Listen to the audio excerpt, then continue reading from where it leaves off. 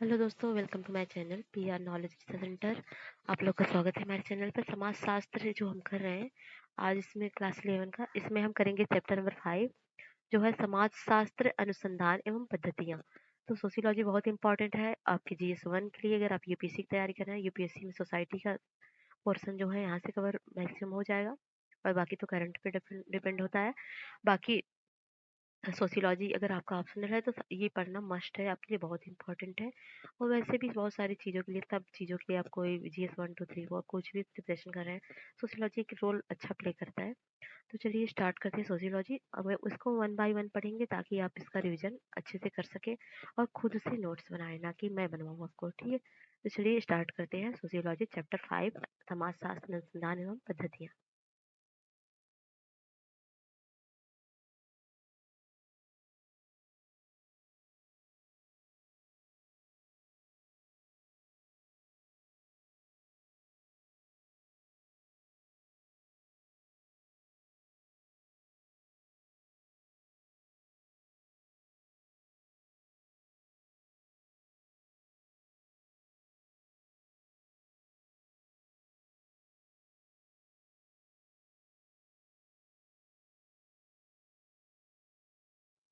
तो अध्याय 5 है समाजशास्त्र अनुसंधान पद्धतियाँ।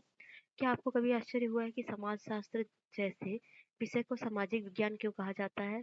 अन्य किसी विषय की तुलना में समाजशास्त्र उन वस्तुओं के बारे में ज्यादा चर्चा करता है जिसके बारे में अधिकांश लोग पहले से जानते हैं। हम हम सब एक समाज में रहते हैं तथा हम पहले से ही समाजशास्त्र की विषय वस्तु, सामाजिक समूहों, संस्थाओं, मानकों, संबंधों तथा अन्य के बारे में अपने अनुभवों के द्वारा काफी हद तक जानते हैं।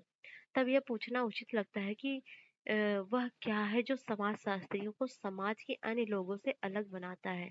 उन्हें समाज विज्ञानी क्यों कहा जाता है? अन्य सभी वैज्ञानिक विषयों की तरह यहाँ भी पद्धतियाँ तथा कार्यविधियाँ महत्वपूर्ण है जिसके द्वारा ज्ञान एकत्रित होता है। आर्थिक विश्लेषण में समाजशास्त्री आम व्यक्तियों से अलग होने का दावा कर सकते हैं। इसका कारण यह नहीं है कि वे कितना अधिक या क्या जानते हैं, परंतु इसका कारण है कि वे अपने ज्ञान को कैसे प्राप्त करते हैं। यही एक कारण है कि समाजशास्त्र में पद्धति का विशेष महत्व है। पिछले अध्याय में आपने क्या देखा था कि समाजशास्त्र की लोगों के जीवंत अनुभवों में गहरी रुचि है।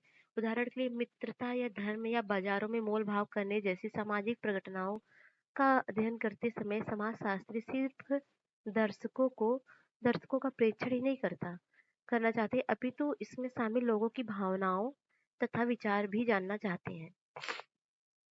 समाजशास्त्री उन लोगों के मत को अपनाना चाहते हैं जिनका वे अध्ययन करते हैं तथा विश्व को उनकी आंखों से देखना चाहते हैं। विभिन्न संस्कृतियों में लोगों के लिए लिए मैत्री का अर्थ क्या है? जब कोई व्यक्ति कोई विशेष अनुष्ठान करता है तो वह धार्मिक व्यक्ति क्या सोचता है कि वह क्या कर रहा है? एक दुकानदार तथा ग्राहक बेहतर मूल्य पाने के लिए शब्दों तथा भाव भंगिमाओं को परस्पर कैसे समझते हैं? ऐसे प्रश्नों का उत्तर इसमें शामिल व्यक्तियों के जीवंत अनुभव का एक भाग है तथा इसमें समाजशास्त्र की गहन रुचि है। अध्ययन में जो लोग शामिल हैं और जो लोग शामिल नहीं है, दोनों के मतों को समझने की आवश्यकता समाजशास्त्र में पद्धति के विशेष महत्व का एक अन्य कारण है। कुछ पद्धति शास्त्रीय मुद्दे। हालांकि पद्धति शब्द के स्थान पर इसे प्राय साधारण रूप से प्रयोग किया जाता है, वास्तव में पद्धति शास्त्र का शब्द का आशय अध्ययन की पद्धति से है। पद्धति शास्त्रीय मुद्दों या प्रश्नों का संबंध वैज्ञानिक ज्ञान इकट्ठा करने की सामान्य समस्या के बारे में है जो किसी विशेष पद्धति, तकनीक या कार्यविधि से परे है। हम उन तरीकों के बारे में जानने का प्रयास करेंगे जिसमें समाजशास्त्री वह ज्ञान प्राप्त करने का प्रयास करता है जो वैज्ञानिक होने का दावा कर सकता है। समाजशास्त्र में वस्तुनिष्ठता तथा व्यक्तिपरकता। दैनिक जीवन की भाषा में वस्तुनिष्ठ का आशय पूर्वाग्रहित रहित, तटस्थ या केवल तथ्यों पर आधारित होता है। किसी भी वस्तु के बारे में वस्तुनिष्ठ होने के लिए हमें वस्तुओं के बारे में अपनी भावनाओं या मनोवृत्तियों को अवश्य अनदेखा करना चाहिए। दूसरी तरफ व्यक्तिपरक से तात्पर्य है कि कुछ ऐसे व्यक्ति या ऐसा जो व्यक्तिगत मूल्यों तथा मान्यताओं पर आधारित हो। जैसा कि आपने पहले भी सीखा होगा कि सभी विज्ञानों से वस्तुनिष्ठ होने व केवल तथ्यों पर आधारित पूर्वाग्रह रहित ज्ञान उपलब्ध कराने की आशा की जाती है, परंतु प्राकृतिक विज्ञानों की तुलना में सामाजिक विज्ञानों में ऐसा करना बहुत कठिन है। उदाहरण के लिए जब एक भूवैज्ञानिक चट्टानों का अध्ययन करता है या एक वनस्पति शास्त्री पौधों का अध्ययन करता है, तो वो सावधान रहने के लिए उसके व्यक्तिगत पूर्वाग्रह या मान्यताएं उनके काम को प्रभावित न कर पाए। उन्हें तथ्यों को वैसे ही प्रस्तुत करना चाहिए जैसे वे हैं। उदाहरण के लिए उन्हें अपने अनुसंधान कार्य के परिणामों पर किसी विशेष वैज्ञानिक सिद्धांत का सिद्धांतवादी के प्रति अपनी पसंद का प्रभाव नहीं पड़ने देना चाहिए। तथापि भूवैज्ञानिक तथा वनस्पति शास्त्री स्वयं उस संसार का हिस्सा नहीं होते जिनका वे अध्ययन करते हैं, जैसे चट्टानों या पौधों की प्राकृतिक दुनिया। इसके विपरीत समाज विज्ञानी उस संसार का अध्ययन करते हैं जिसमें वे स्वयं रहते हैं, जो मानव संबंधों की सामाजिक दुनिया है। इसमें समाजशास्त्र जैसे सामाजिक विज्ञान में वस्तुनिष्ठता की विशेष समस्या उत्पन्न होती है। सबसे पहले पूर्वाग्रह की स्पष्ट समस्या, क्योंकि समाजशास्त्री भी समाज के सदस्य हैं, उनकी भी लोगों की तरह सामान्य पसंद तथा नापसंद होती है। पारिवारिक संबंधों का अध्ययन करने वाला समाजशास्त्री भी स्वयं एक परिवार का सदस्य होता होगा तथा उसके अनुभवों का उस पर प्रभाव हो सकता है। यहाँ तक कि समाजशास्त्री को अपने अध्ययनशील समूह के साथ कोई प्रत्यक्ष व्यक्तिगत अनुभव न होने पर भी उसके अपने सामाजिक संदर्भों के मूल्य तथा पूर्वग्रहों से प्रभावित होने की संभावना रहती है। उदाहरणार्थ, अपने से अलग किसी जाति या धार्मिक समुदाय का अध्ययन करते समय समाजशास्त्री उस समुदाय की कुछ मनोवृत्ति से प्रभावित हो सकता है, जो कि उसके अपने अतीत या वर्तमान सामाजिक वातावरण से प्रचलित है। समाजशास्त्री इन खतरों से कैसे बचते हैं? इसकी पहली पद्धति अनुसंधान के विषय के बारे में अपनी भावनाओं तथा विचारों को लगातार कठोरता से जांचना है। अधिकांशतः समाजशास्त्री अपने कार्य के लिए किसी बाहरी व्यक्ति के दृष्टिकोण को ग्रहण करने का प्रयास करते हैं। वे अपने आप को तथा अपने अनुसंधान कार्य को दूसरे की आंखों से देखने का प्रयास करते हैं। इस तकनीक को स्ववाचक या कभी-कभी आत्मवाचक कहते हैं। समाजशास्त्री लगातार अपनी मनोवृत्तियों तथा मतों की स्वयं जांच करते रहते हैं। वह अन्य व्यक्तियों के मतों को सावधानीपूर्वक अपनाते रहते हैं। विशेष रूप से उनके मतों को तो उनके अनुसंधान का विषय होते हैं। आत्मवाचकता का एक व्यवहारिक पहलू है कि किसी व्यक्ति द्वारा किए जा रहे कार्य का सावधानीपूर्वक दस्तावेजीकरण करना। अनुसंधान पद्धतियों की श्रेष्ठता के दावे का एक हिस्सा सभी कार्यविधियों के दस्तावेजीकरण तथा साक्ष्य के सभी स्रोतों के औपचारिक संदर्भों में निहित है। यह सुनिश्चित करता है कि हमारे द्वारा किसी निश्चित निष्कर्ष पर पहुंचने के लिए किए गए उपायों को अन्य अपना सकते हैं तथा वे स्वयं देख सकते हैं कि हम सही हैं या नहीं। इससे हमें अपनी सोच या तर्क की दिशा को परखने या पुनः परखने की सहायता मिलती है। तथापि समाजशास्त्री स्ववाचक होने का कितना भी प्रयास करें, अवचेतन पूर्वाग्रह की संभावना सदा रहती है। इस संभावना से निपटने के लिए समाजशास्त्री अपनी सामाजिक पृष्ठभूमि के उन लक्षणों को स्पष्ट रूप से उल्लिखित करते हैं जो अनुसंधान के विषय पर संभावित पूर्वाग्रहों के स्रोत के रूप में प्रासंगिक हो सकते हैं।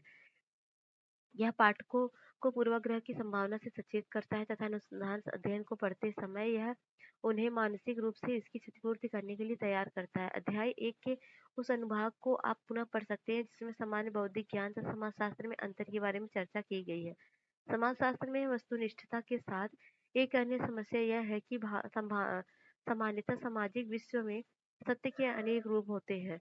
वस्तुएं विभिन्न लाभ से बिंदुओं से अलग अलग दिखाई देती हैं तथा इसी कारण से सामाजिक विश्व में सच्चाई के अनेक प्रतिस्पर्धी रूप या व्याख्याएं शामिल हैं। उदाहरणार्थ, सही कीमत में इस बारे में एक दुकानदार तथा एक ग्राहक के अत्यंत अलग अलग विचार हो सकते हैं। एक युवा व्यक्ति तथा एक बुजुर्ग व्यक्ति के अच्छे भोजन का इसी तरह से अन्य विषयों के बारे में अलग अलग विचार हो सकता है। कोई भी ऐसा सरल तरीका नहीं है जिससे किसी विशेष व्याख्या के सत्य या अधिक सही होने के बारे में निर्णय लिया जा सके। एवं प्रायः इन शर्तों के तहत सोचना भी लाभप्रद नहीं होता है। वास्तव में समाजशास्त्र इस तरीके से जांचने का प्रयास भी नहीं करता, क्योंकि उसकी वास्तविक रुचि इसमें होती है कि लोग क्या सोचते हैं तथा वे जो सोचते हैं वैसा क्यों सोचते हैं। एक अन्य समस्या स्वयं सामाजिक विज्ञानों में उपस्थित बहुविध मतों से उत्पन्न होती है। समाज विज्ञान की तरह समाजशास्त्र भी बहुनिर्देशात्मक विज्ञान है। इसका अर्थ है कि इस विषय में प्रतिस्पर्धी तथा परस्पर विरोधी विचार वाले क्षेत्र विद्यमान है। विरोधी सिद्धांत के विषय में अध्याय 2 में आप चर्चा कर चुके हैं। इन सबसे समाजशास्त्रियों में वस्तुनिष्ठता का एक बहुत कठिन तथा जटिल वस्तु बन जाती है। वास्तव में वस्तुनिष्ठता की पुरानी धारणा को व्यापक तौर पर एक पुराना दृष्टिकोण माना जाता है। समाज विज्ञानी अब विश्वास नहीं करते कि वस्तुनिष्ठता एवं अरुचि की पारंपरिक धारणा सामाजिक विज्ञान में प्राप्त की जा सकती है। वास्तव में ऐसे आदर्श भ्रामक हो सकते हैं। इसका अर्थ यह नहीं है कि समाजशास्त्र के माध्यम से कोई लाभप्रद ज्ञान प्राप्त नहीं किया जा सकता है या वस्तुनिष्ठता एक व्यर्थ संकल्पना है। इसका तात्पर्य है कि वस्तुनिष्ठता को पहले से प्राप्त अंतिम परिणामों के स्थान पर लक्ष्य प्राप्ति हेतु निरंतर चलती रहने वाली प्रक्रिया के रूप में सोचा जाना चाहिए। बहुविधि पद्धतियां तथा पद्धतियों का चयन, क्योंकि समाजशास्त्र में बहुविध सच्चाइयां तथा बहुविध दृष्टिकोण होते हैं, यह आश्चर्य का विषय नहीं है। इसमें बहुविध पद्धतियां हैं। समाजशास्त्री सच्चाई की ओर कोई भी एक रास्ता नहीं जाता। हालांकि विभिन्न प्रकार के अनुसंधान संबंधी प्रश्नों को हल करने के लिए अनेक विधियां हैं जो अधिकतम या न्यूनतम उपयोगी हैं, तथा प्रत्येक पद्धति का अपना महत्व तथा कमजोरी होती है। अतः पद्धतियों की श्रेष्ठता या निम्नता के बारे में तर्क करना निरर्थक है। यह जानना ज्यादा महत्वपूर्ण है कि पूछे जा रहे प्रश्न का उत्तर देने के लिए चयन की गई पद्धति क्या उपयुक्त है। उदाहरणार्थ, यदि कोई ये जानना चाहता है कि चाहे कि क्या अधिकांश भारतीय परिवार अभी भी संयुक्त परिवार हैं, तो इसके लिए जनगणना या सर्वेक्षण श्रेष्ठ पद्धतियां होगी। तथापि यदि कोई व्यक्ति संयुक्त और मूल परिवारों में स्त्रियों की स्थिति की तुलना करना चाहे, तो साक्षात्कार, व्यक्तिगत अध्ययन या सहभागी प्रेक्षण उपयुक्त पद्धतियां हो सकती हैं। समाजशास्त्री द्वारा सामान्यतः प्रयोग की जाने वाली पद्धतियां का वर्गीकरण या श्रेणीकरण करने के बहुत से तरीके हैं। उदाहरण के लिए मात्रात्मक गुणात्मक पद्धति में अंतर करना परंपरागत है। पहली पद्धति में गणना की जाती है, घटकों को नापा जाता है, जबकि दूसरी पद्धति में अत्यधिक अमूर्त तथा मुश्किल से नापी जाने वाली प्रघटनाओं जैसे कि मनोवृत्तियां, भावनाओं, इसी तरह के अन्य अध्ययन करती है। पद्धतियों के बीच के संबंधित अंतर यह है कि एक वह पद्धति जो प्रेक्षण के लिए सकने वाले व्यवहार का अध्ययन करती है, दूसरी प्रेक्षण न किए जा सकने वाले अर्थों, मूल्यों तथा अन्य व्याख्यात्मक चीजों का अध्ययन करती है। पद्धतियों के वर्गीकरण का अन्य तरीका इसके बीच आंकड़ों के प्रकार के आधार पर अंतर करने का है। एक द्वितीय या पहले से उपलब्ध आंकड़ों के पर निर्भर वही है दूसरी वह पर है वही दूसरी ओर वह जो नए प्राथमिक आंकड़े बनाती है। अथवा ऐतिहासिक पद्धति परंपरागत भूरूप में भूलेखागारों में पाई जाने वाली द्वितीय सामग्री पर निर्भर है, जबकि साक्षात्कार से प्रारंभिक आंकड़ों की जानकारी प्राप्त होती है। इस तरह अन्य पद्धतियां भी हैं। वर्गीकरण का एक अन्य तरीका है व्यष्टि तथा समष्टि पद्धतियां। पद्धतियों को अलग अलग करने का है। इनमें से पहली पद्धति में समानता एक अकेला अनुसंधानकर्ता होता है जो छोटे तथा घनिष्ठ परिवेश में कार्य करता है। अतः साक्षात्कार तथा सहभागी प्रेक्षण को व्यष्टि पद्धतियां कहा जाता है। समष्टि पद्धतियां है जो बड़े पैमाने पर अनुसंधान जिसमें अधिक संख्या में अन्वेषक तथा उदारता शामिल होती है उत्तरदाता है अ, अ, शामिल होती है का समाधान कर सकती है। समष्टि पद्धति का सबसे आम उदाहरण सर्वेक्षण अनुसंधान या यदि कुछ ऐसे ऐतिहासिक पद्धतियां भी हैं जो समष्टि प्रघटनाओं का अध्ययन कर सकती हैं। वर्गीकरण का ढंग चाहे जो भी हो, यह याद रखना आवश्यक है कि यह एक परंपरा का विषय है। विभिन्न प्रकार की पद्धतियों के बीच विभाजक रेखा को ज्यादा तीक्ष्ण होने की आवश्यकता नहीं है। प्राय एक पद्धति को दूसरी पद्धति में बदलना या किसी एक को दूसरे के साथ अनुपूरक की तरह इस्तेमाल करना संभव है। सामान्यतः पद्धति का चयन अनुसंधान के प्रश्नों की प्रकृति, अनुसंधानकर्ता की प्राथमिकता तथा समय और या संसाधनों के प्रबंधनों के आधार पर किया जाता है। सामाजिक विज्ञान वर्तमान प्रवृत्ति विभिन्न अनुकूल बिंदुओं से समान अनुसंधान समस्या या बहुविध पद्धतियों का प्रयोग करना भी है। इसी को कभी कभी त्रिभुजन कहा जाता है, अर्थात किसी वस्तु को विभिन्न दिशाओं में दोहराना या उनको ठीक करने में परिभाषित करना। इस तरीके से एक दूसरे की सहायता के लिए विभिन्न पद्धतियां प्रयोग की जा सकती हैं, ताकि सिर्फ एक पद्धति के प्रयोग से प्राप्त परिणामों की तुलना में और अधिक अच्छे परिणाम प्राप्त किए जा सके। चूंकि समाजशास्त्र की सुस्पष्ट पद्धतियां वही होती हैं जिनमें प्रारंभिक आंकड़े प्राप्त करने में सहायता मिलती है। अतः यहाँ इन्हीं की चर्चा की गई। यहाँ तक कि क्षेत्रीय कार्य की श्रेणी पर आधारित पद्धति में भी हम आपको सबसे प्रसिद्ध पद्धति सर्वेक्षण, साक्षात्कार तथा सहभागी प्रेक्षण को परिचित कराएंगे।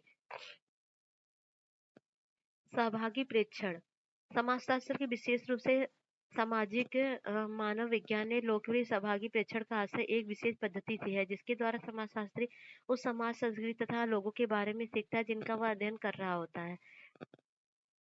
यह पद्धति अन्य पद्धतियों से इस प्रकार से अलग है। सर्वेक्षणों या साक्षात्कारों जैसे प्रारंभिक आंकड़े एकत्र करने वाली अन्य पद्धतियों के विपरीत क्षेत्रीय कार्य में अनुसंधान के विषय में लंबी अवधि की अंतःक्रिया शामिल होती है।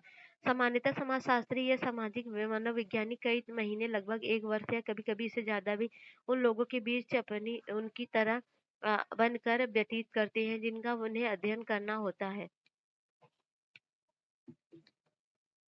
ओह! सॉरी।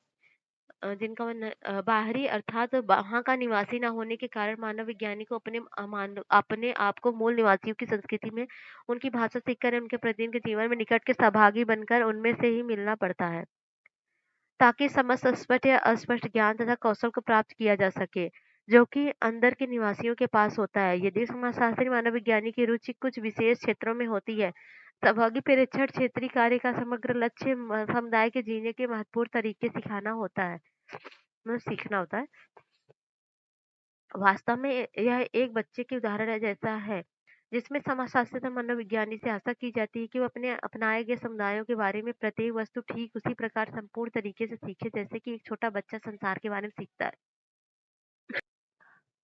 सहभागी प्रेक्षण का प्रायः क्षेत्रीय कार्य कहा जाता है, और यह शब्द मूलतः वनस्पति शास्त्र, प्राणी विज्ञान, भूविज्ञान आदि जैसे विशेष प्राकृतिक विज्ञानों की देन है। इन विषयों में वैज्ञानिक केवल प्रयोगशाला में ही कार्य नहीं करते, बल्कि उन्हें अपने विषयों के बारे में जानने के लिए क्षेत्र में भी जाना पड़ता है। सामाजिक मानव विज्ञान में क्षेत्रीय कार्य एक कठोर वैज्ञानिक पद्धति के रूप में क्षेत्रीय कार्य ने मानव विज्ञान को सामाजिक विज्ञान के रूप में स्थापित करने में महत्वपूर्ण भूमिका निभाई है। आरंभिक मानव विज्ञानी आदिम संस्कृतियों में शौकियत पर उत्साही रुचि रखते थे। वे किताबी विद्वान थे जिन्होंने दूरस्थ समुदाय के बारे में जिन्होंने उन्होंने कभी यात्रा नहीं की, जहाँ पर यात्रियों, उपदेशकों, औपनिवेशकों, प्रशासकों, सिपाहियों तथा उस स्थान पर गए जहाँ गए अन्य व्यक्तियों द्वारा लिखी गई रिपोर्टों तथा विवरणों में उपलब्ध सूचनाओं को इकट्ठा तथा सुव्यवस्थित किया। उदाहरण जेम्स फ्रेजर की प्रसिद्ध पुस्तक द गोल्डन बॉग, जिसने अनेक आरंभिक मनोविज्ञानियों को प्रेरित किया था, वो पूरी तरह से ऐसी द्वितीय श्रेणी की विवरणों का पर आधारित थी। इसी तरह एमिल दुर्कहाइम का आदिम धर्म पर किया गया कार्य भी द्वितीय श्रेणी के विवरणों पर आधारित था। 19वीं सदी के अंत में तथा 20वीं सदी के पहले दशक में बहुत से आरंभिक मानवविज्ञानियों ने, जिसमें कुछ व्यक्ति पेशे से प्राकृतिक वैज्ञानिक थे, जनजातीय भाषाओं, प्रथाओं, अनुष्ठानों तथा आस्थाओं का व्यवस्थित ढंग से सर्वेक्षण प्रारंभ किया। दूसरी श्रेणी की विवरणों का निर्भरता को अविश्वसनीय माना जाने लगा तथा स्वयं किए गए कार्यों से प्राप्त श्रेणी परिणामों ने इन बढ़ते हुए पूर्वाग्रहों को स्थापित करने में सहायता की। सन 1920 में अ, सहभागी प्रेक्षण तथा क्षेत्रीय कार्य को सामाजिक मानव विज्ञानी की प्रशिक्षण और पद्धति मुख्य पद्धति जिसके द्वारा ज्ञान की प्राप्ति होती है का एक अनिवार्य हिस्सा माना जाने लगा। लगभग सभी प्रभावशाली विद्वानों ने अपने क्षेत्रों में ऐसे क्षेत्रीय कार्य किए। वास्तव में बहुत से समुदाय या भौगोलिक स्थान क्षेत्रीय कार्य के प्रतिष्ठित उदाहरणों से संबंधित होने के कारण विषय में लोकप्रिय बन गए। वास्तव में सामाजिक मानवविज्ञानी क्षेत्रीय कार्य करते समय क्या करता? सामान्यतः वह समुदाय जिसका वह अध्ययन करता है की जनगणना कार्य प्रारंभ करता है। इससे समुदाय में रह रहे सभी लोगों के बारे में विस्तृत सूची, जिसमें उनके लिंग, आयु, वर्ग तथा परिवार जैसी सूचना भी बनाना शामिल है। इसके साथ गांव या रहने की जगह का भौतिक रूप से नक्शा बनाने का प्रयास भी किया जा सकता है, जिसमें घरों तथा सामाजिक तौर पर संबंधित अन्य जगहों की स्थिति भी शामिल होती है। अपने क्षेत्रीय कार्य की प्रासंगिक व्यवस्था में मानव विज्ञानों द्वारा प्रयुक्त सबसे महत्वपूर्ण तकनीक है। समुदाय की वंशावली बनाना या जनगणना द्वारा प्राप्त सूचना पर आधारित हो सकती है, परंतु इसका आगे विस्तार होता है, क्योंकि इसके आधार पर प्रत्येक सदस्य का वंशवृक्ष बनाना तथा जहाँ तक संभव हो सके वंशवृक्ष का पीछे की तरह विस्तार करना शामिल होता है। उदाहरण के किसी भी परिवार या घर के मुखिया से उसके रिश्तेदार उसकी अपनी पीढ़ी में भाइयों बहनों तथा चचेरे भाई बहनों के बारे में, तत्पश्चात उसके माता-पिता की पीढ़ी में उसके माता-पिता, उसके भाई-बहनों आदि के बारे में, इसके बाद परदादा-दादी के भाई-बहनों और आगे की इसी तरह पूछा जा सकता है।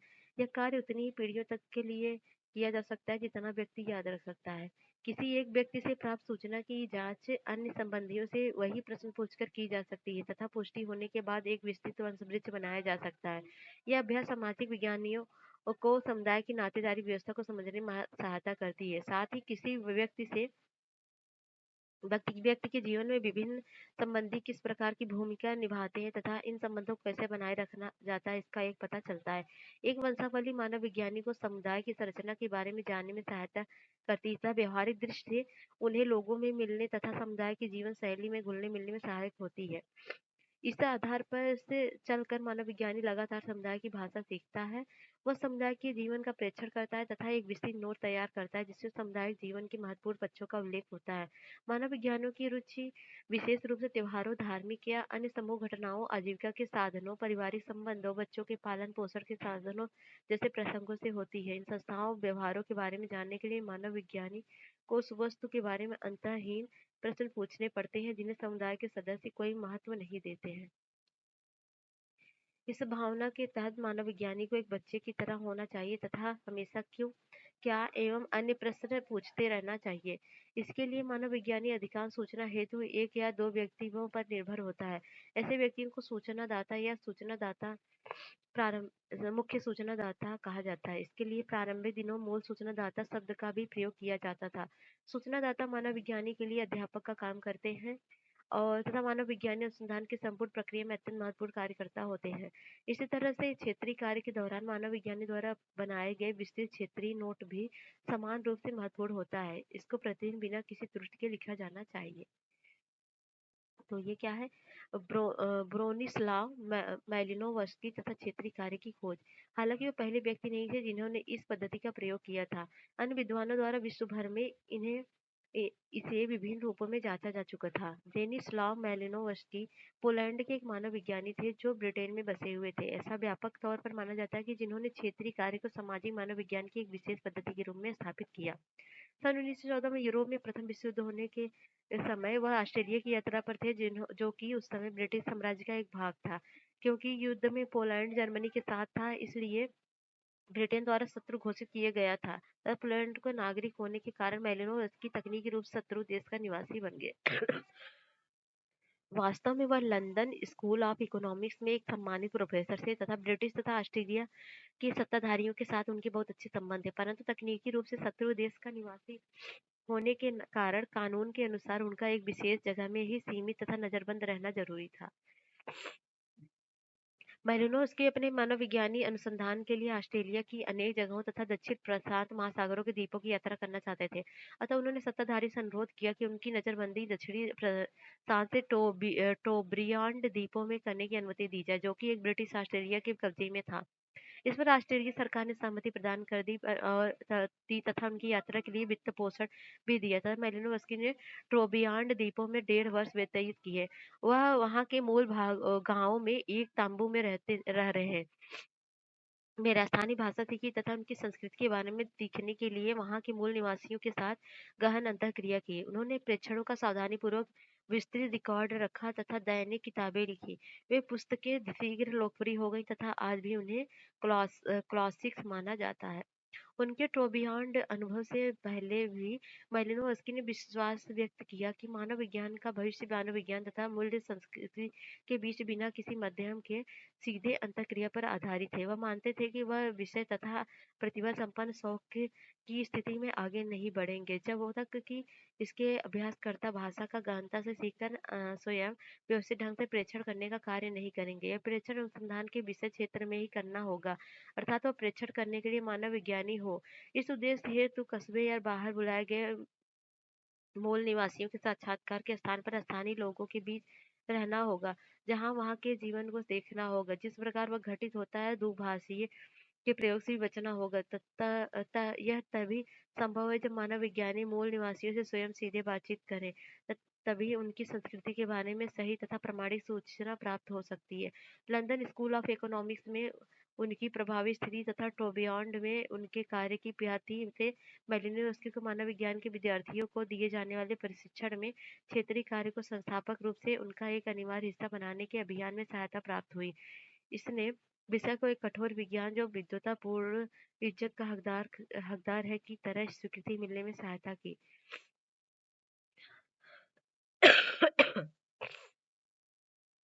ठीक है। आगे देखेंगे समाज शास्त्र में क्षेत्रीय कार्य। समाजशास्त्री जब क्षेत्रीय कार्य करते हैं तो सामान्यतः समान तरीके का उपयोग करते हैं। समाजशास्त्री क्षेत्रीय कार्य अपनी अंतर्वस्तु में इतना अलग नहीं होता और ना ही क्षेत्रीय कार्य के दौरान किए गए कार्य में अलग होता है, परंतु इसके संदर्भ में यहाँ यह किया जाता है कि अनुसंधान के विभिन्न क्षेत्रों या विषयों के वितरण को दिए गए महत्व के अनुसार अलग होता है। अतः एक समाजशास्त्री भी एक समुदाय में रहता है और उसके अंदर का निवासी बनने का प्रयास करता है। तथापि एक मानव विज्ञानी के विपरीत जो क्षेत्रीय कार्य करने के लिए दूर दराज के जनजातीय समुदाय से पता चलता में चला जाता है। समाजशास्त्री अपना क्षेत्रीय कार्य सभी प्रकार के समाजों के समुदायों में करते हैं।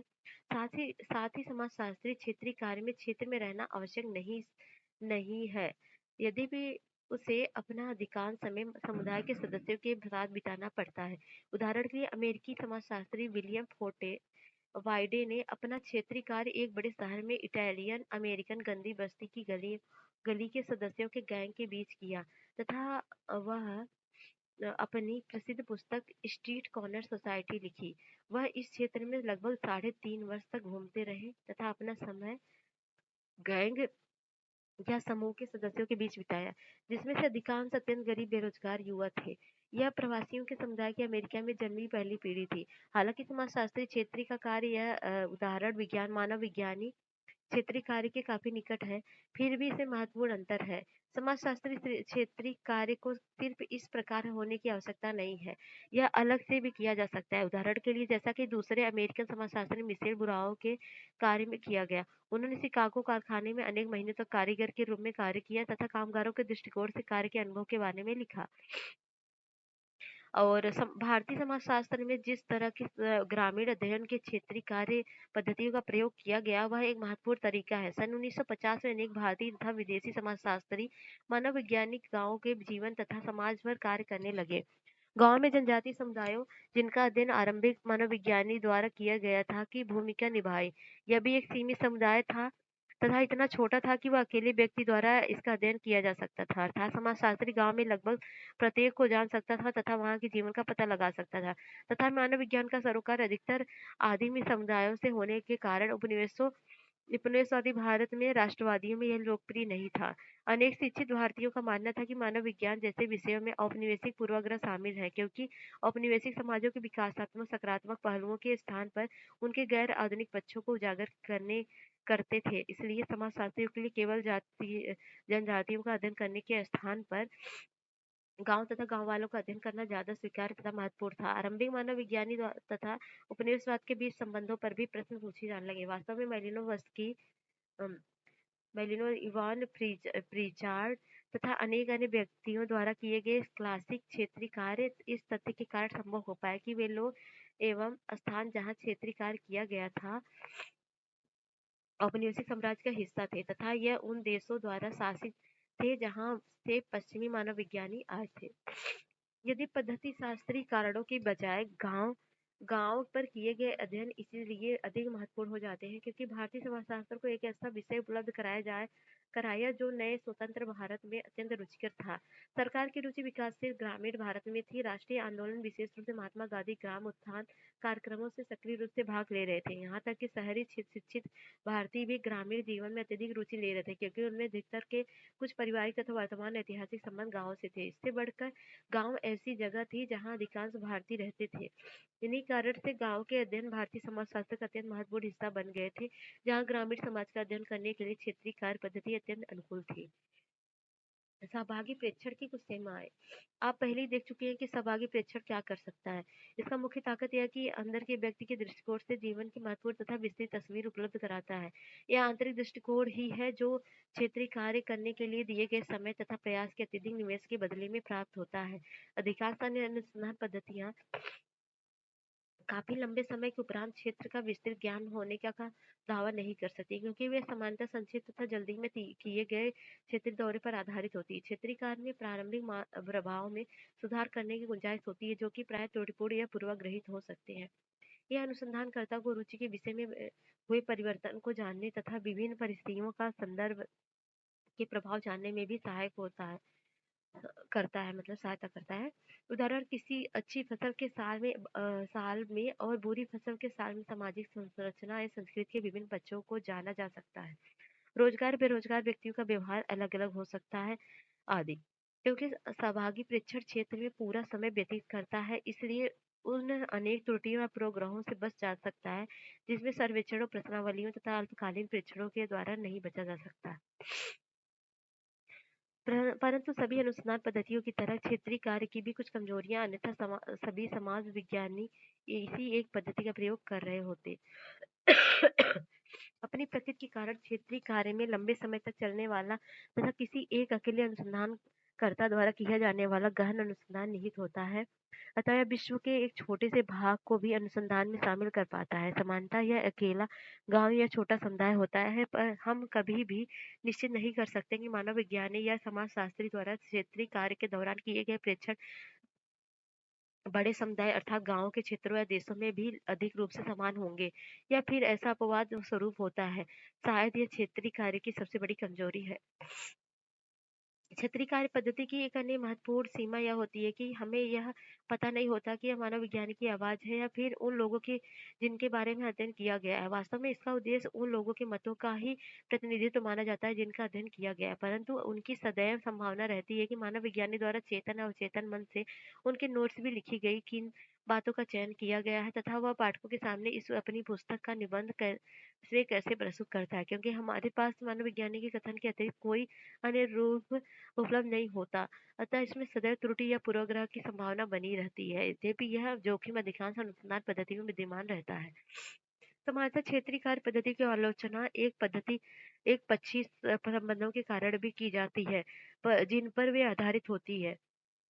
मानव विज्ञानी समाजशास्त्री प्रश्न पूछते हैं और उत्तर प्रस्तुत करते हैं तथा लोगों के लिए बोलते हैं कि इसके विरोध में कुछ विद्वानों ने अधिक संवादी प्रारूप बनाने का सुझाव दिया है, अर्थात क्षेत्रीय कार्य के परिणामों के प्रस्तुतिकरण के तरीके जिनमें उत्तरदाता तथा लोग प्रत्यक्ष रूप से शामिल हो सके, ठोस शब्दों में उनमें इसमें विद्वान व्यक्ति के कार्य का समुदाय की भाषा के अनुवाद तथा इन पर उनकी राय और उनके उत्तरों को रिकॉर्ड करना शामिल है। जो अनुसंधान करता तथा जिन व्यक्तियों का अनुसंधान किया जाता है, उनके बीच की सामाजिक, आर्थिक, राजनीतिक दूरी या अंतर कम होता है। तो इस बात की संभावना बढ़ती जाती है कि विद्वानों के कथनों पर लोगों द्वारा प्रश्न किए जाएंगे, इन्हें मान लिया जाएगा तथा लोगों द्वारा इन्हें स्वयं ठीक कर लिया जाएगा। इसमें निश्चित रूप से समाजशास्त्री अनुसंधान ज्यादा विवादास्पद तथा अधिक कठिन हो जाएगा, परंतु लंबे समय के लिए यह एक अच्छी बात भी हो सकती है, क्योंकि इसमें सामाजिक विज्ञान को आगे ले जाने में तथा इसे और अधिक जनतंत्री बनाने में सहायता मिलेगी। अतएव अधिक से अधिक लोगों को ज्ञान की रचना करने तथा आलोचनात्मक दृष्टि से भाग लेने में सहायता मिलेगी। सर्वेक्षण क्या है? शायद सर्वेक्षण क्षेत्रीय कार्य के लिए अब तक ज्ञात सबसे अच्छी समाजशास्त्री पद्धति है, जो कि अब आधुनिक सार्वजनिक जीवन का इस तरह से एक हिस्सा बन गई है कि यह एक सामान्य बात हो गई है। आज इसका विश्व भर में सभी संदर्भों में प्रयोग किया जा रहा है तथा ये संदर्भ समाजशास्त्र के सरोकार के बाहर चले गए हैं। भारत में भी हमने देखा कि सर्वेक्षणों का प्रयोग विभिन्न प्रकार के गैर शैक्षिक उद्देश्यों के लिए किया जा रहा है, जिनमें चुनाव परिणामों का पूर्वानुमान लगाना, उत्पादों को बेचने के लिए विपणन नीतियाँ बनाना तथा विषयों की व्यापक विभिन्नताओं के बारे में लोकप्रियता का प्राप्त पता लगाना शामिल है। जैसा कि स्वयं शब्द से स्पष्ट है कि सर्वेक्षण में संपूर्ण तथ्यों का पता लगाने का प्रयास किया जाता है। यह किसी विषय पर सावधानीपूर्वक चयन किए गए लोगों के प्रतिनिधि समुच्चय से प्राप्त सूचना का व्यापक या विस्तृत दृष्टिकोण होता है। ऐसे लोगों को प्रायः उत्तरदाता कहा जाता है। ये अनुसंधानकर्ता द्वारा उनमें पूछे गए प्रश्नों का उत्तर देते हैं, जो सर्वेक्षण अनुसंधान सामान्यतः विस्तृत दल द्वारा किया जाता है, जिसमें अध्ययन की योजना बनाने तथा रूपरेखा तैयार करने वाले तथा उनके सहयोगी सहायता या अनुसंधान सहायक कहा जाता है शामिल होते हैं। सर्वेक्षण के प्रश्न विभिन्न प्रकार से पूछे जा सकते हैं तथा इनके उत्तर भी विभिन्न प्रकार से दिए जा सकते हैं। अक्सर अन्वेषक द्वारा व्यक्तिगत दौरे के दौरान उन्हें मौखिक रूप से पूछा जाता है, कभी-कभी दूरभाषा या द्वारा पूछा जाता है।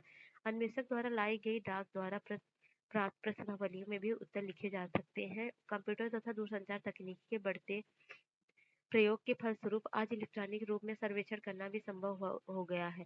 इस प्रारंभ में उत्तरदाता प्रश्नों में ईमेल, इंटरनेट या इसी प्रकार के इलेक्ट्रॉनिक माध्यमों द्वारा प्राप्त करता है तथा उनके द्वारा की गई द्वारा ही उत्तर देता है।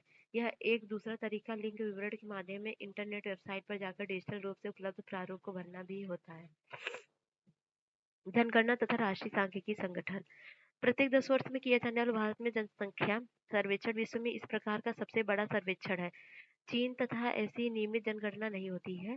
इसमें लाखों अन्वेषक तथा अत्यधिक संख्या में संगठनों के समावेश के अतिरिक्त भारत सरकार द्वारा बड़ी धनराशि व्यक्त की जाती है। यदि बदले में हमें भारत में रहने वाले प्रत्येक घर तथा भारत में रहने वाले 1 अरब से ज़्यादा लोगों में से प्रत्येक व्यक्ति जो इसमें शामिल होते हैं का वास्तविक सर्वेक्षण प्राप्त होता है। स्पष्ट रूप से ऐसे विस्तृत सर्वेक्षण बार-बार नहीं किए जा सकते हैं। दरअसल अनेक विकसित देश अब पूर्ण जनगणना नहीं कराते। इसके स्थान पर वे अपनी जनसंख्या संबंधी आंकड़ों के लिए प्रतिवर्ष सर्वेक्षण पर आधारित है, क्योंकि ऐसे सर्वेक्षण काफी हद तक पाए जाते हैं। भारत में राष्ट्रीय जनसांख्यिकी संगठन परिवार तथा खर्च, रोजगार, बेरोजगारी के स्तर का हर प्रतिवर्ष प्रतिदर्श सर्वेक्षण करता है। प्रत्येक 5 वर्ष में एक विस्तृत सर्वेक्षण करता है, जिसमें लगभग 1.2 लाख घर शामिल हैं, जिसमें पूरे परिवार में 6 लाख से ज़्यादा लोग इसमें शामिल होते हैं। वास्तव में इसे विस्तृत प्रतिदर्श माना जाता है तथा एनएसओ द्वारा किए गए सर्वेक्षण संसार में नियमित रूप से किए गए सबसे बड़े सर्वेक्षणों में गिने जाते हैं, क्योंकि भारत की कुल आबादी 1 अरब से अधिक है। अतः आप देख सकते हैं कि एनएसओ के पंचवर्षीय सर्वेक्षण में शामिल प्रतिवर्ष दर्श भारत की जनसंख्या के लगभग 0.06% मात्र 1% के 20वें भाग में थोड़ा ज़्यादा है। सामाजिक वैज्ञानिक पद्धति के रूप में सर्वेक्षण का मुख्य लाभ यह है कि इसके द्वारा जनसंख्या के केवल छोटे से भाग को सर्वेक्षण करके इसके परिणामों को बड़ी जनसंख्या पर लागू किया जा सकता है। अतः सीमित समय, प्रयास तथा धन के निवेश द्वारा सर्वेक्षण बड़ी जनसंख्याओं के अध्ययन को संभव बनाता है। यही कारण है कि सामाजिक विज्ञान द्वारा अन्य क्षेत्रों में यह अत्यधिक लोकप्रिय पद्धति है। सांख्यिकी व्याख्या शाखा, जिसे प्रतिदर्श सिद्धांत कहा जाता है, कि खोज का लाभ उठाते हुए प्रतिदर्श सर्वेक्षण चयन के मामले में सावधान होने के बावजूद परिणामों का सामान्यीकरण कर सकता है। इस तरह उपाय का महत्वपूर्ण कारण प्रतिदर्श या प्रतिनिधित्व है। हम एक दी गई जनसंख्या में से प्रतिनिधि प्रतिदर्श का चयन कैसे करेंगे? व्यापक रूप से प्रतिदर्श की चयन की प्रक्रिया 2 मुख्य सिद्धांतों पर आधारित है। पहला सिद्धांत यह है कि जनसंख्या में सभी महत्वपूर्ण समूहों को पहचाना जाए या प्रतिदर्श उन्हें प्रतिनिधित्व दिया जाना है। अधिकतर बड़ी जनसंख्या एक समान नहीं होती, उनमें भी अस्पष्ट या उपश्रेणियां होती हैं। इसे स्तरीकरण कहा जाता है। तो उदाहरण, जब हम भारत की जनसंख्या के बारे में बात करते हैं, तो हम इस बात को ध्यान रखना होगा कि ये जनसंख्या शहरी तथा ग्रामीण क्षेत्रों में बटी हुई है, जो कि एक दूसरे से काफी हद तक अलग है। किसी भी एक राज्य की ग्रामीण जनसंख्या पर विचार करते समय हम इस तथ्य का ध्यान रखेंगे कि ये जनसंख्या विभिन्न आकार वाले गाँव में रहती है। इसी तरह से किसी गाँव की जनसंख्या भी वर्ग, जाति, लिंग, आयु, धर्म या मानदंडों के आधार पर स्तरीकृत हो सकती है।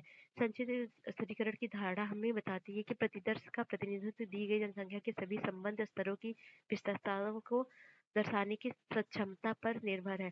किस प्रकार के प्रतिदर्शों को प्रासंगिक माना जाए या अनुसंधान के अध्ययन के विशिष्ट उद्देश्यों पर निर्भर है। धर्म के प्रति मनोवृत्ति के बारे में अध्ययन करते समय यह महत्वपूर्ण हो जाता है कि सभी धर्मों के सदस्यों का शामिल किया जाए।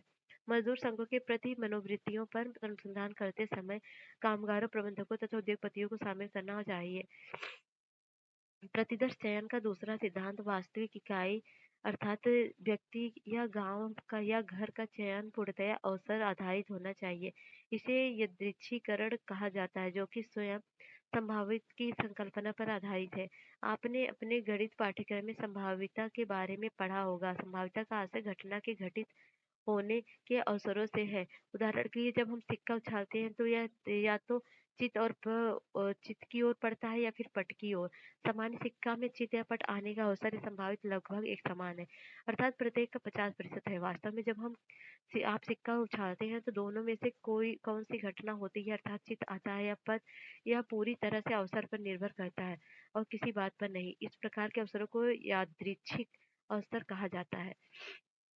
हम एक प्रतिदर्श को चुनने में समान विचार विचार का उपयोग करते हैं। हम सुनिश्चित करने का प्रयास करते हैं कि प्रतिदर्श में चयन किए गए व्यक्ति या घर गांव पूर्णतः अवसर द्वारा चयनित हो, किसी अन्य तरह से नहीं। अतः प्रतिदर्श में चयन होना किस्मत की बात है, जैसे कि लॉटरी जीतना।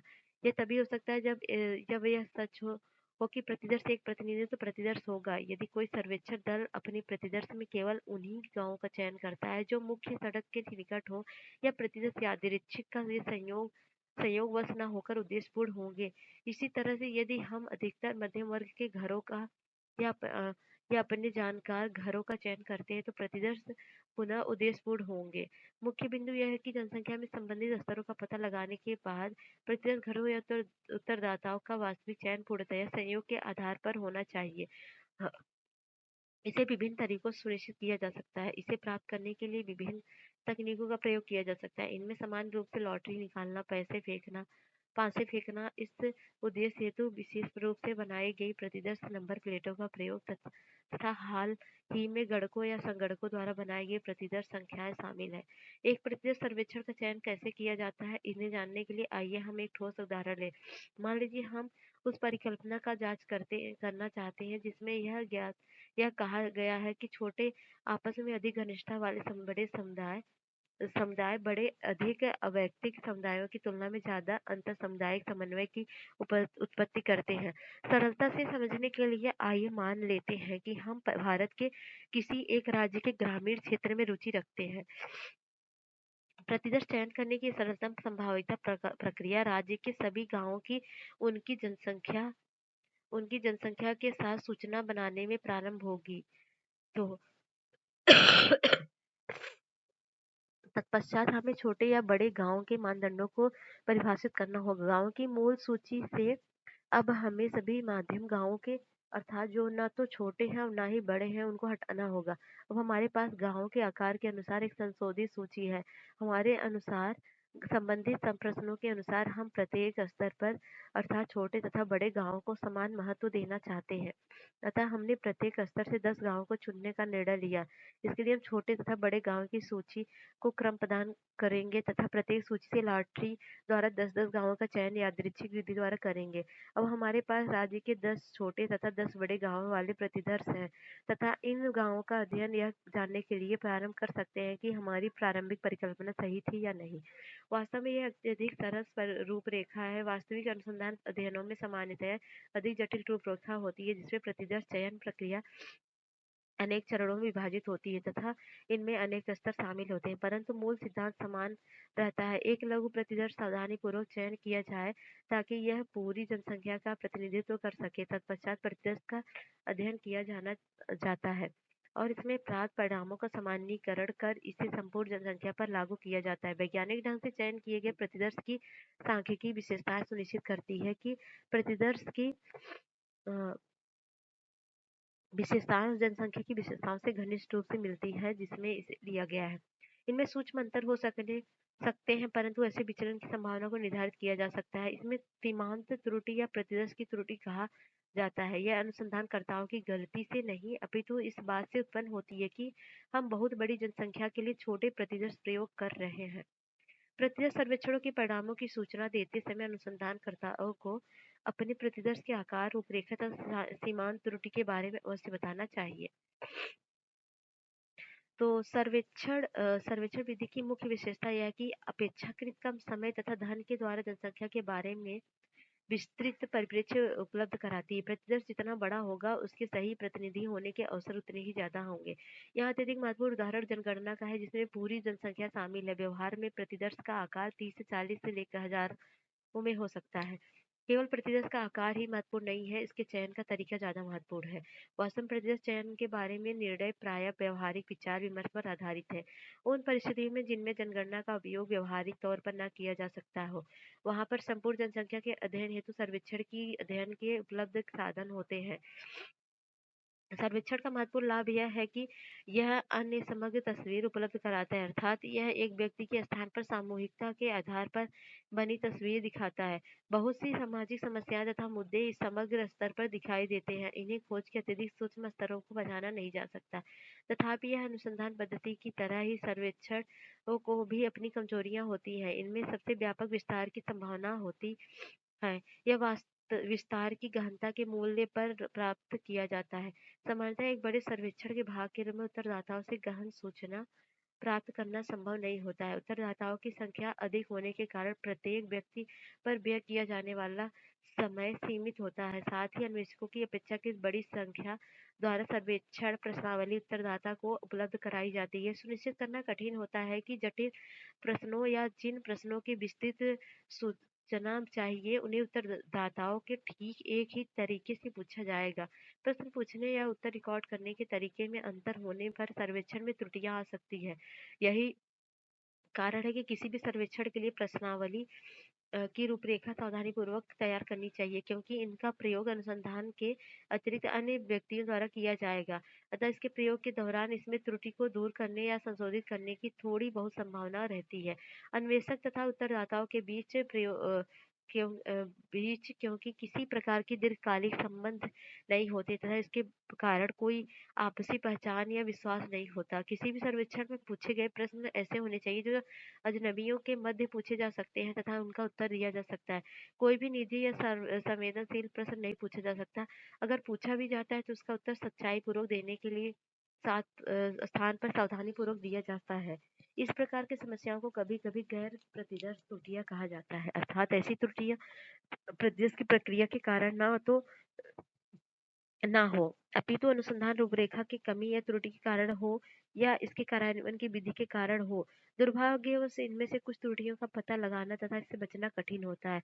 इस कारण सर्वेक्षण में गलती होना या जनसंख्या की विशेषताओं के बारे में भ्रामक या गलत अनुमान लगाना संभव होता होता है। अंत में किसी भी सर्वेक्षण की सबसे महत्वपूर्ण सीमा यह है कि इसे सफलतापूर्वक पूरा करने के लिए इन्हें कठोर संरचित प्रश्नावली आधारित होना पड़ता है।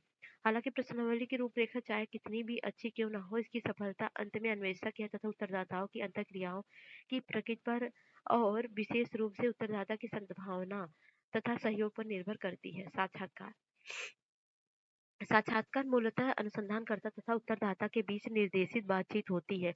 हालांकि इसमें से इसके साथ कुछ तकनीकी पक्ष जुड़े होते हैं। प्रारूप की सरलता भ्रामक हो सकती है, क्योंकि एक अच्छा साक्षात्कारकर्ता बनने के लिए व्यापक अनुभव या कौशल होना जरूरी होता है। साक्षात्कार सर्वेक्षण में प्रयोग की गई संरचित प्रश्नावली तथा भागी प्रेक्षण पद्धति की तरह पूर्ण रूप से खुली अंतःक्रियाओं के बीच स्थान रखता है। इसका सबसे बड़ा लाभ प्रारूप का अत्यधिक लचीलापन है। प्रश्नों को पुनः निर्मित किया जा सकता है, अलग ढंग से बताया जा सकता है।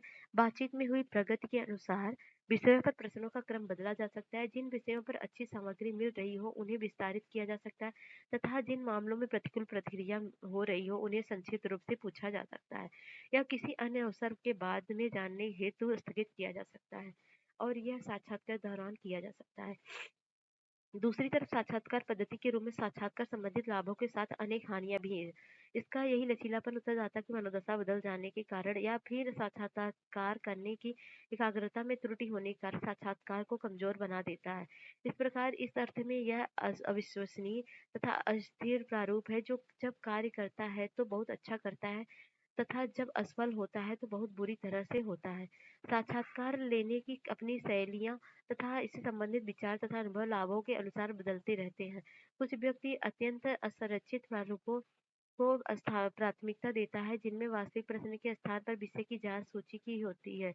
अन्य व्यक्ति इसके संरचित रूप को वरीयता देते हैं, जिसमें सभी उत्तरदाताओं से विशेष प्रश्न पूछे जाते हैं। परिस्थितियां तथा वरीयता के अनुसार साक्षात्कार को रिकॉर्ड करने के तरीके भी अलग-अलग हैं, जिनमें वास्तविक वीडियो या ऑडियो रिकॉर्ड करना, साक्षात्कार के दौरान विस्तृत नोट तैयार करना या स्मरण शक्ति पर निर्भर करना, साक्षात्कार समाप्त होने पर लिखना शामिल है। रिकॉर्ड करने वाले या इसी प्रकार के अन्य उपकरणों के बार-बार प्रयोग करने से उत्तरदाता असामान्य महसूस करता है तथा इससे बातचीत में काफी हद तक औपचारिकता आ जाती है।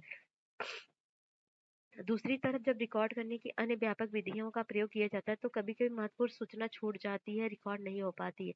कभी-कभी साक्षात्कार के समय भौतिक या सामाजिक परिस्थितियां भी रिकॉर्ड के माध्यम से को निर्धारित करती हैं।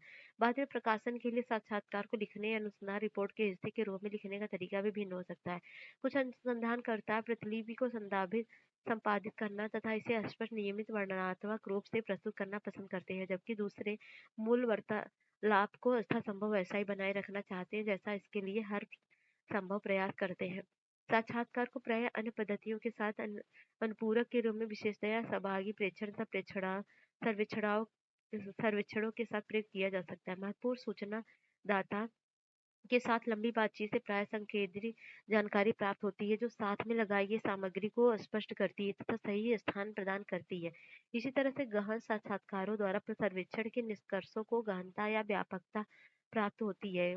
हालाँकि एक पद्धति के रूप में साक्षात्कार व्यक्तिगत पहुँच और उत्तरदाता या अनुसंधानकर्ता के आपसी संबंधों या आपसी विश्वास पर निर्भर होता है।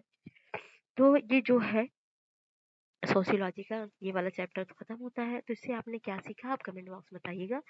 और ये जो शब्दावली जैसे जनगणना, वंशावली ये सब देख लीजिएगा।